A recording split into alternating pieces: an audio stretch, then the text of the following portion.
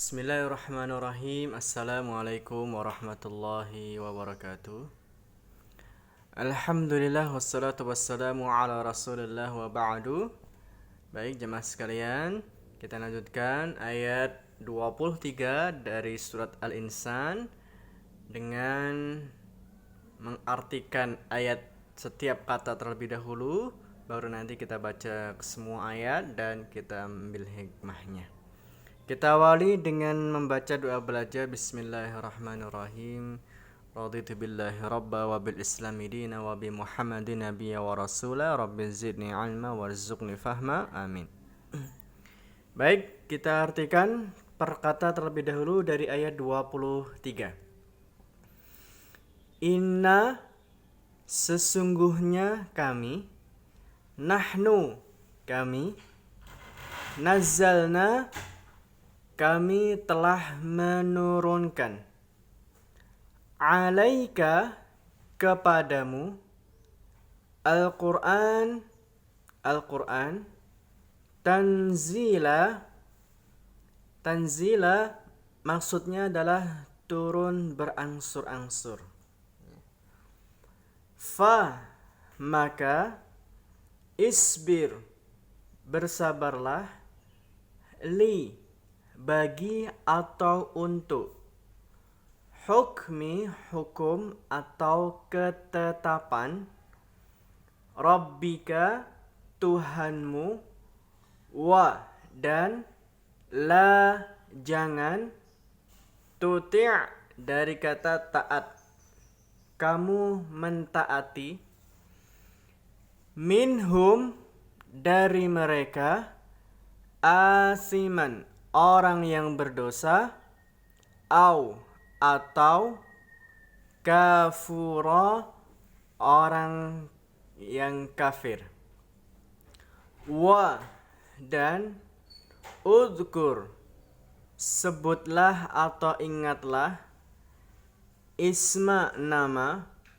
rabbika, Tuhanmu, bukrah, awal pagi, wa, dan, asila, waktu petang.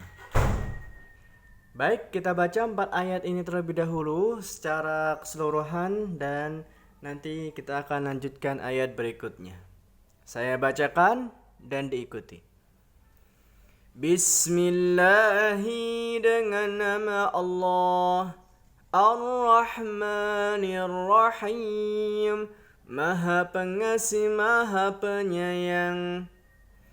Inna nahnu nazzalna alaika, sesungguhnya kami telah menurunkan kepadamu, Al-Qur'an tanzila, Quran dengan turun berangsur-angsur. Fasbir li hukmi rabbika, maka bersabarlah untuk ketetapan Tuhanmu.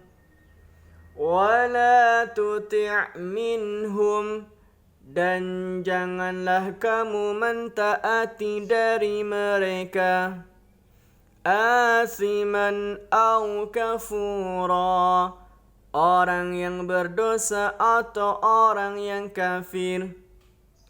Wadhkur isma rabbika, dan ingatlah nama Tuhanmu, bukratan wa asila, waktu pagi dan waktu petang. Kita lanjutkan ayat yang ke-26 dengan mengartikan setiap kata terlebih dahulu.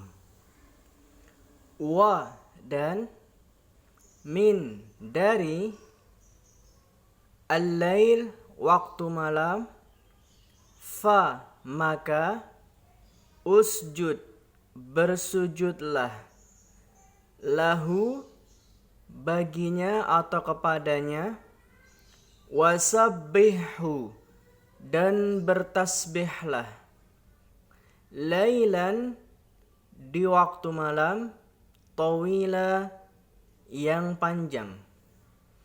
Inna sesungguhnya haula'i mereka itu yuhibbuna mencintai ajilah kehidupan, maksudnya kehidupan dunia, wa dan yadharuna mereka meninggalkan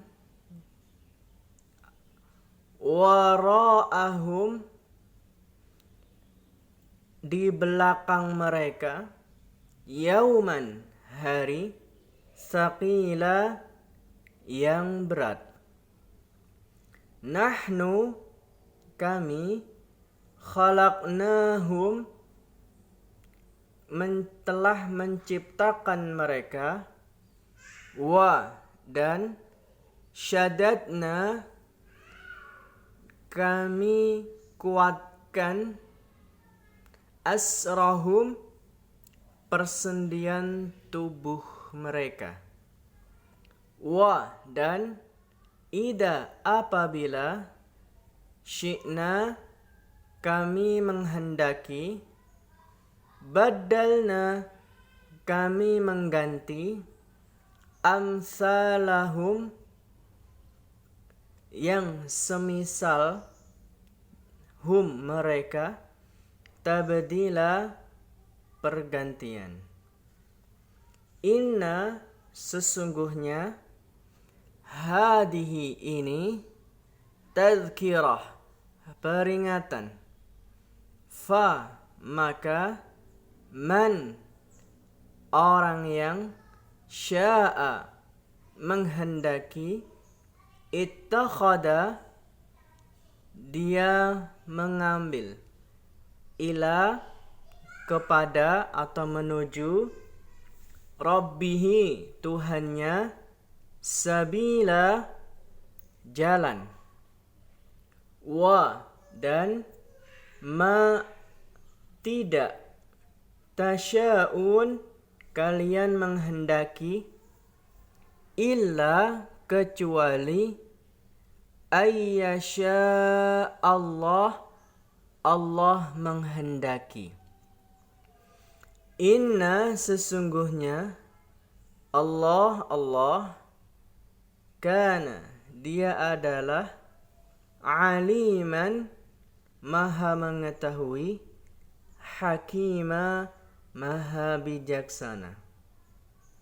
Yudkhilu dia memasukkan, man orang yang, yasha dia kehendaki, fi di dalam, rahmatihi rahmatnya, wa dan al-zalimin orang-orang yang zalim, a'adda dia menyiapkan, lahum bagi mereka, adaban adab, alima yang pedih. Selanjutnya kita baca per ayat dengan artinya. Saya bacakan dan silahkan diikuti. Wa minal laili dan dari sebagian malam, fasjud lahu maka bersujudlah kepadanya, wasabbihhu laylan tawila dan bertasbihlah kepadanya di waktu malam yang panjang. Inna haula'i sesungguhnya mereka itu, yuhibbunal ajilah mereka mencintai kehidupan dunia, wa yadharuna wara'ahum dan mereka meninggalkan di belakang mereka, yauman tsaqila hari yang berat. Nahnu khalaqnahum kami telah menciptakan mereka, wa syadadna asrahum Dan kami telah menguatkan persendian tubuh mereka. Wa idza syi'na, dan apabila kami menghendaki, baddalna amsalahum tabdila, kami mengganti yang serupa dengan mereka. Inna hadihi tadhkirah, sesungguhnya ini adalah peringatan. Faman syaa, maka barang siapa yang menghendaki, ittakhadha ila rabbihi sabila, dia mengambil jalan menuju Tuhannya. Wa ma tasyauna, dan tidaklah kalian menghendaki, illa an yasha Allah, kecuali Allah menghendaki. Innallaha kana aliman hakima, sesungguhnya Allah maha mengetahui, maha bijaksana. Yudkhilu man yasha'u fi rahmatih, dia memasukkan orang yang dia kehendaki di dalam rahmatnya.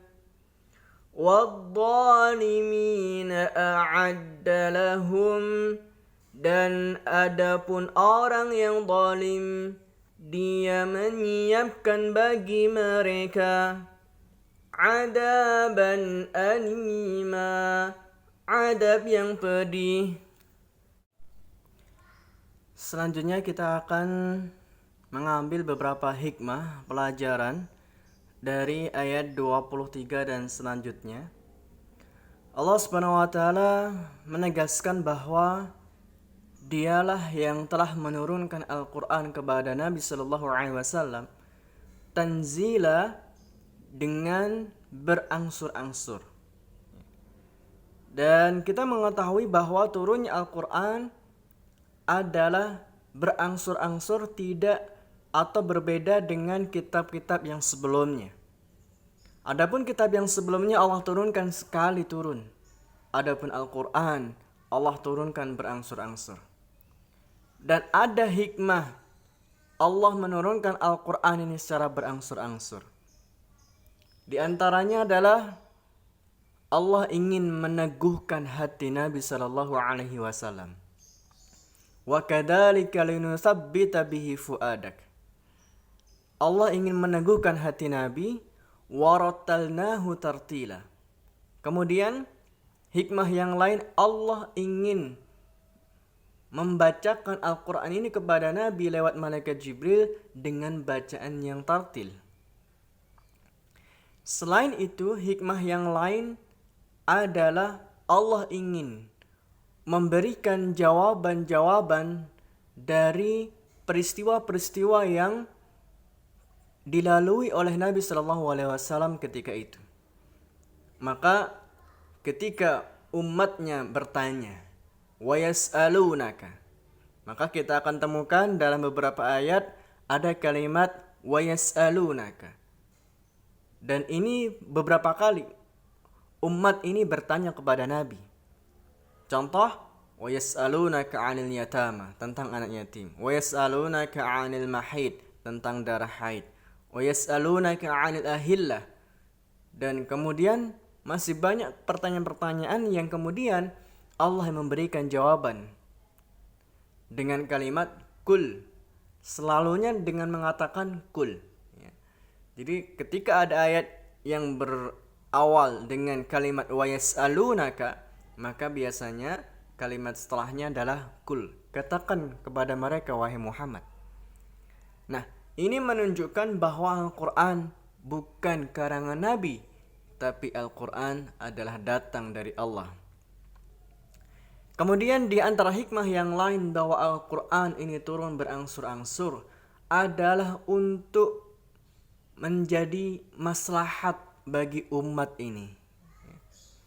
Karena kalau kita mengenal dalam beberapa ayat-ayat Al-Quran, ada ayat-ayat yang terhapus secara hukum. Misalkan beberapa contoh ketika ayat tentang sholat tahajud yang di awal-awal ketika itu adalah menjadi wajib, tapi Allah datangkan di ayat berikutnya adalah menjadi bentuk keringanan Allah kepada umat ini. Maka Al-Quran turun berangsur-angsur untuk juga melihat dan untuk memperhatikan maslahat-maslahat peristiwa yang terjadi di masa-masa berikutnya. Dan juga di antara hikmah yang lain, Allah menurunkan Al-Quran ini adalah untuk menghibur Nabi Sallallahu Alaihi Wasallam dan untuk menguatkan jiwa Nabi yang tadi sudah kita sebutkan di awal, dengan adanya kisah-kisah umat-umat terdahulu.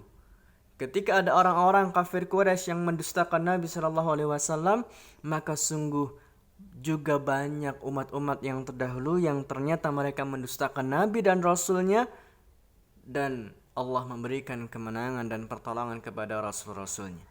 Maka di antara kisah-kisah yang ada dalam Al-Quran, ini juga di antaranya ingin meneguhkan jiwa dan hati Nabi Sallallahu Alaihi Wasallam.